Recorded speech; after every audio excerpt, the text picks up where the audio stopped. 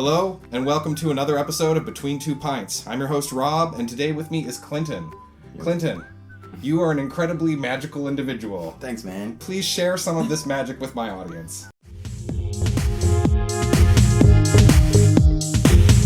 When your energy returns to stir you internally, the spirit in you learns the rhythms of eternity. It's in your hips as they dip and bliss. It's in your lips as they press to kiss. It's in your fist as they push the chips. It's the wish every moment of your life could be this. Beat, heart, work of art. Fall down, dance down, move your body like a marathon.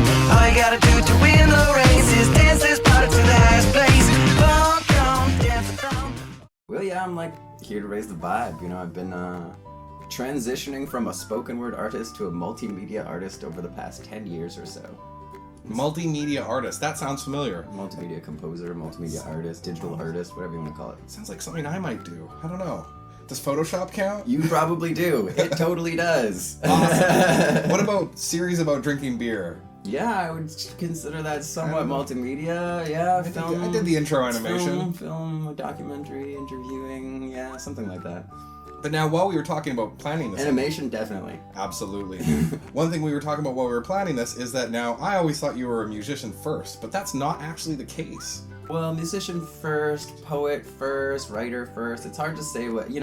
people are complex. They are. At around the age of 15, I started setting time every day to write poetry and play guitar. That's amazing. So that has continued for 20 years, basically. Awesome. So and now, surprisingly, an intelligent person working at something for 20 years is able to do some interesting stuff sometimes. So you're essentially a high-level bard. I would definitely have some resonance with the Olaves of old and the bards and the minstrels for sure. Yeah. So we just looked at some of the videos on your YouTube channel, and you were actually telling me about how one of the most recent videos, and some of the other videos, and you've been really experimenting with animations based on audio amplitude, and you've been taking that to new levels. And please.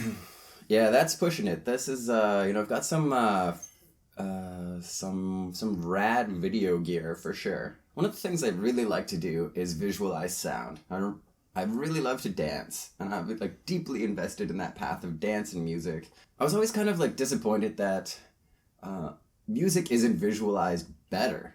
There are some great visualizations for music, or animations that happen while music is happening, but they don't seem to be the music.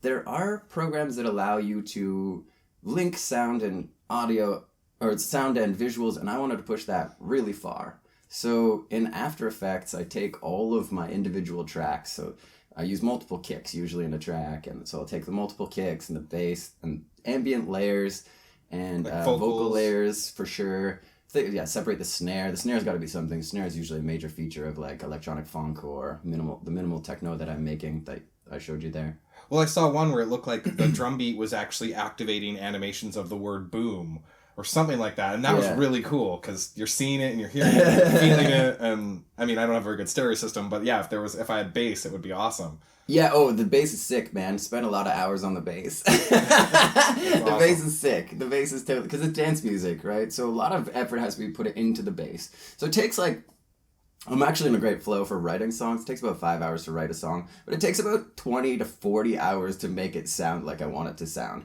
So in between writing something and making it sound cool is almost all of the work. 3/4 of the work. Yeah, it's just the difference between somebody plays a song and you grab it, and somebody plays a song and it sounds amazing. They're totally different things.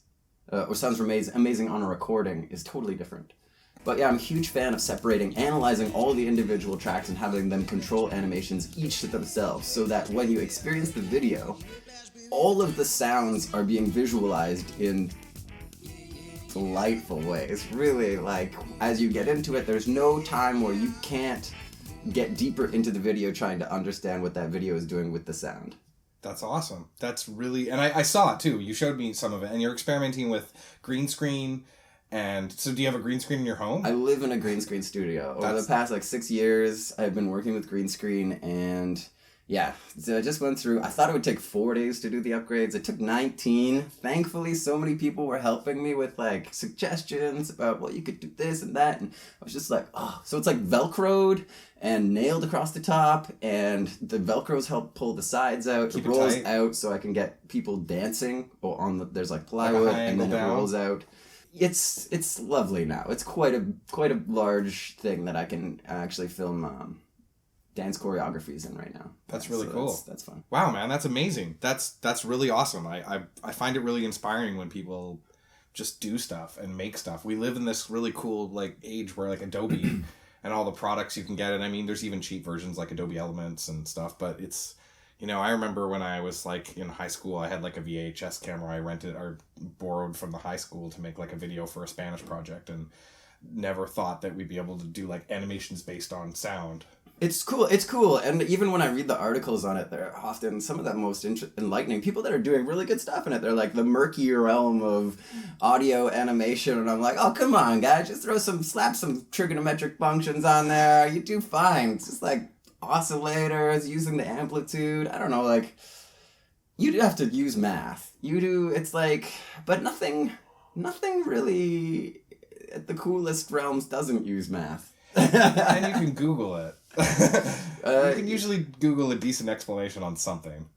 Yeah, okay, so you can't, decent explanation. Honestly, a bunch of the functions I've come up with, I just came up with because, like, I have a math degree, and I'm like, I want the thing to do this. And I'm like, okay, so I'm going to take a sine function, take the absolute value of it, take a certain exponent so that those one values are jammed up to the top, so there's kind of like... Anyway, yeah, I'm just, like, living in math realms, trying to get the visuals to do something, trying to get the sound to do something. That's another thing. Look, sound mixing and processing. The It's very audio mixing, mathematical. it's so many numbers. You're like, okay, so here's the vocal, but I really need the vocal to be more even and brighter, and like, you can do some of that on your own, but really, the reason music sounds the way it does on the radio is because you have a bunch of math nerds tweaking everything to make it sound optimized. Perfect. Yeah. That's really rad. So That's stumped. yeah, no, I'm. It's just so music must be complete math to you. Besides, just because you just talked about post processing, the audio, but like music itself must be No, man, music is grooves and hooks. grooves and hooks. It is, man. It's like So what's a groove? a groove is something it's like usually based on, and And that's what's a hook? disco. That's Right. disco. A hook is something like, we're rising from the underground, 'cause they're digging our sound. They're playing our dance revelations on pop radio stations. Okay, do the first part again, and then I'll try to like cut the audio out of this, and we can mix it something for the credits. Okay, what? Do the What dance was beat the- again? I think I was talking during the first part. Was it the hooks and the kicks, or the hook? Do the hook again, or was it the kick? The kick? Oh man, I'm not musically inclined. Okay, so basically, the coolest stuff these days is usually is what's called post disco. Post-disco. Disco beat is based on, so kicks every beat and the snare on the two, and some kind of hi hat either closed or open in the middle. Which is a tss. And you hear that in everything. It's Right. from like the 70s to Now. Gaga. Yeah. And beyond, right? So the coolest things are like this kind of thing. It becomes trance, it becomes house, it becomes everything that is current. Dubstep's an exception, it has a different thing.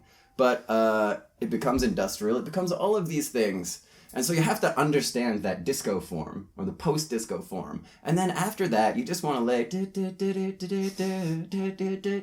You want to like, every time somebody says something kind of bizarre that sticks in your mind, you turn it into a hook. Every time you think something or write something, whoa, that was good. Okay, I got to write that down. That's awesome. This has been I haven't let a hook or something I thought was an interesting phrase disappear from my mind for almost 20 years. That's It has amazing. been like a compulsive issue with me to grab those ideas and get them down and make them into things. Do you carry a notebook? Oh, yeah. That's amazing. An actual notebook. That's Hopefully so analog. this notebook will be so analog. Yeah, it's for somebody that spends like basically 10 hours a day looking at computers. I actually write in a notebook. That's amazing. I'm touched. That's amazing. We are unfortunately running low on time, so we need to finish our beers. We need to finish our beers. Oh, Yeah, man.